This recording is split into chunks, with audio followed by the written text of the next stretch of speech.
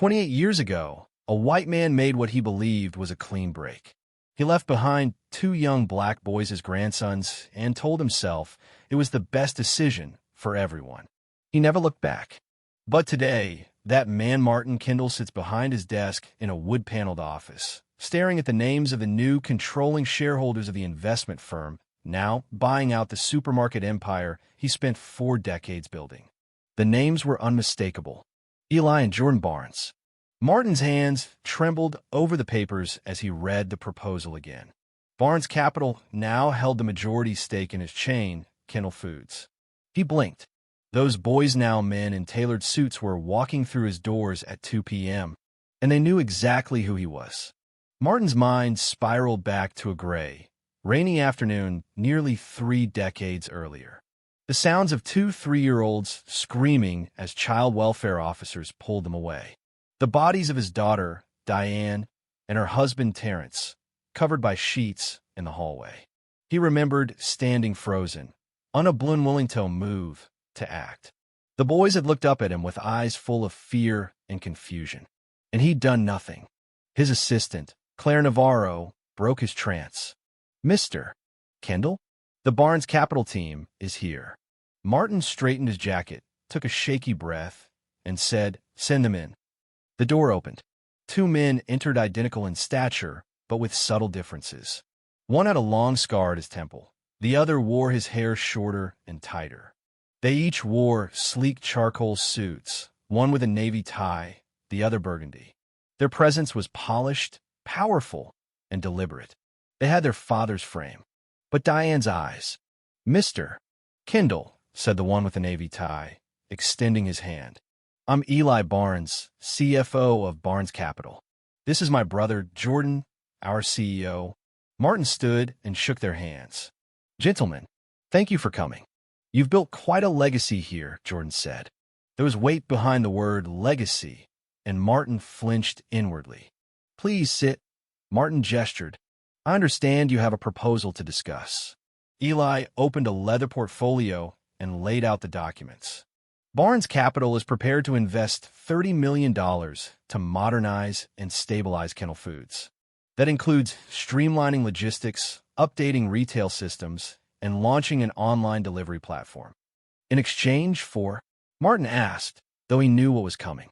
51% ownership and 2 board seats, Jordan replied.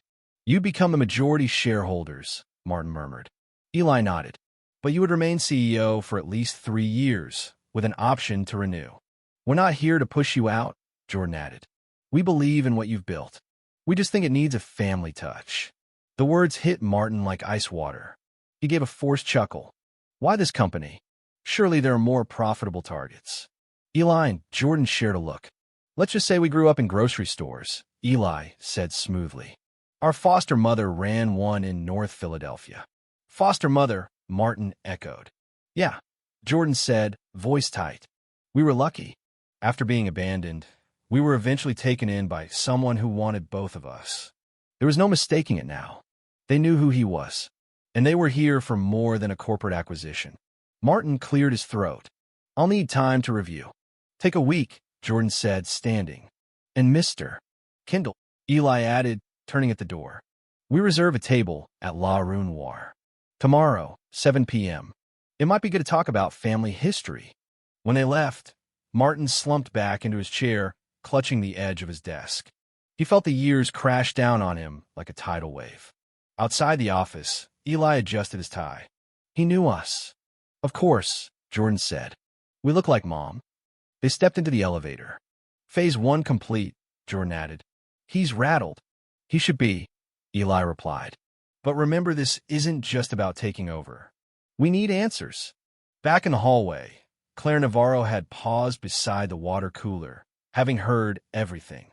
She'd worked for Martin for 17 years and knew every detail of the company and more than a few details of the man himself. Secrets Martin thought were long buried. Later that day, Martin pulled an old photo album from his bottom drawer. He hadn't touched it in decades. His fingers trembled as he turned the pages: Diane's graduation, her wedding, the twins' 3rd birthday. Martin had tried to love her choice of husband, tried to love her children. But the truth was uglier than he ever admitted. He'd grown up in a time when marrying a black man meant social exile. He'd said horrible things when Diane brought Terrence home. They'd been estranged for years until the birth of the twins forced a cautious reconciliation. Even then, Martin visited rarely, never stayed long. Then the accident happened, and he didn't step up.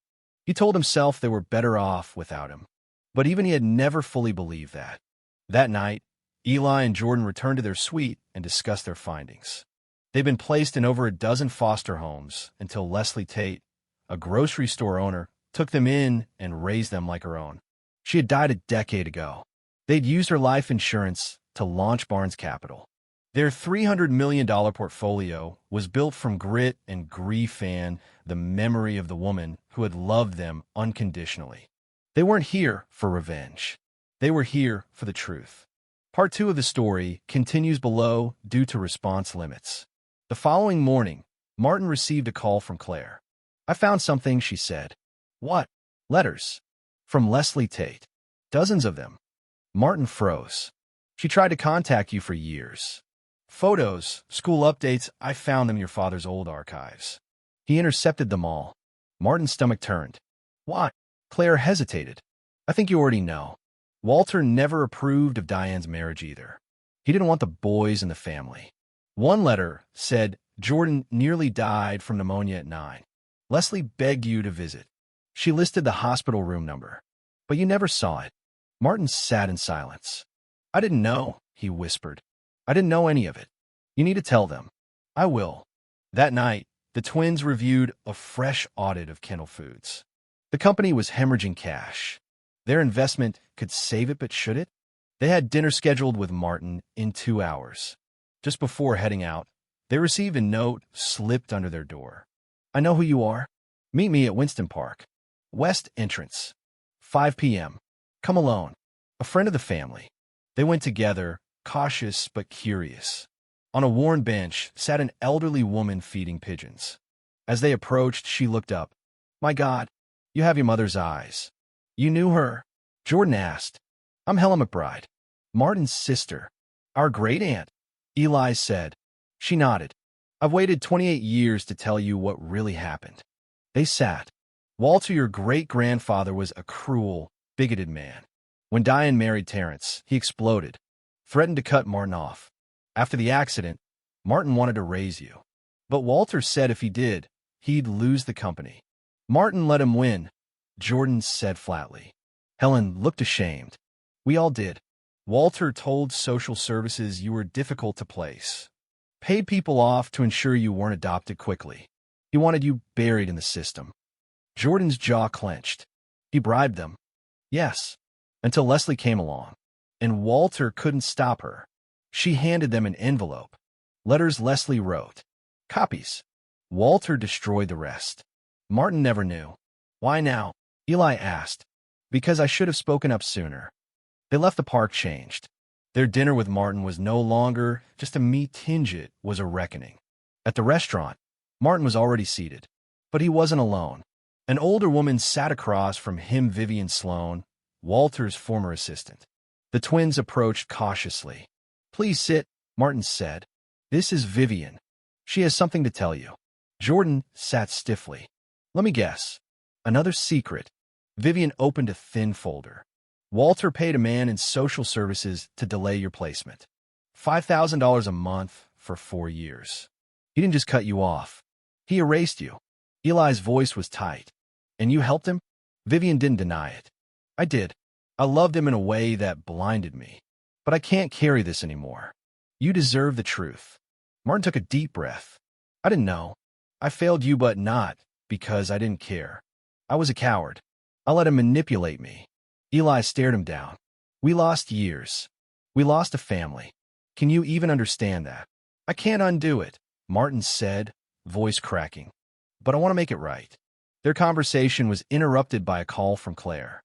"There's been a fire," she said, "at the main distribution center." Martin stood, pale.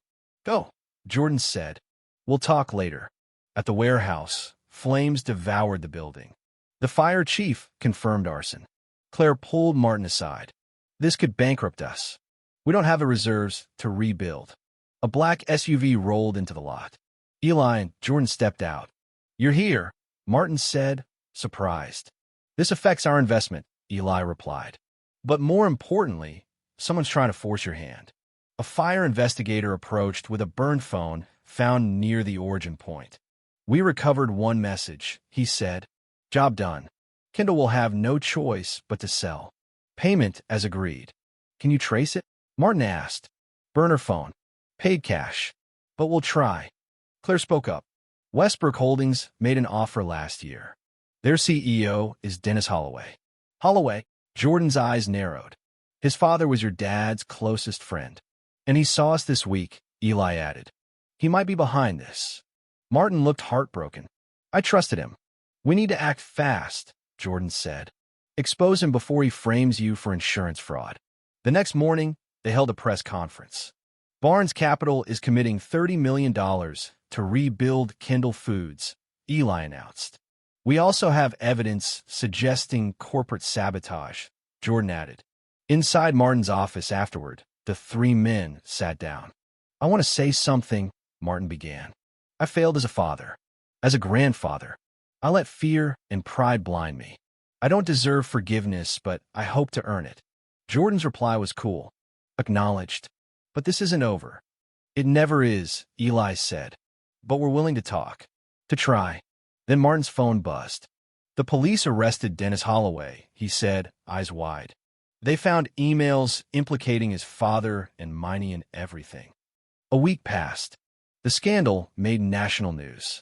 Public opinion was surprisingly sympathetic toward Martin. The Collins twins, now publicly identified as his grandsons, were praised for their integrity. The trio met again in a quiet park across from Diane's old apartment. It started here, Eli said. Before the media circus. Before the company. Just a family torn apart. They handed Martin a photo album Leslie had made. Inside were pictures of Diane, Terrence, and the twins documenting birthdays, school plays, scraped knees, and triumphs. She made us remember, Jordan said. Even when we didn't want to. Martin's voice shook. She was remarkable. We want to rename the company, Eli said. To honor her, Jordan added. Barnes Tate Markets. And we want to start a foundation, Eli said. For foster kids. To keep siblings together. Martin nodded, overwhelmed. That's perfect. There's more, Jordan said. Mom kept a journal. She never gave up on you. Even when you gave up on us.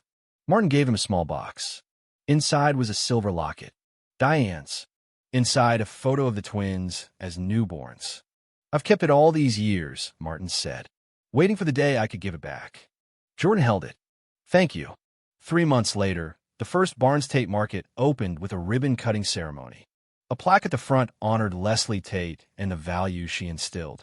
Photos of Diane and Terrence lined the walls beside community spaces and free children's books. Martin stood between Eli and Jordan, finally part of something real again. Something good. I'd like to tell you about your mother, he said quietly. They nodded, and it wasn't a fairy tale ending, but it was a beginning. And for now, that was enough.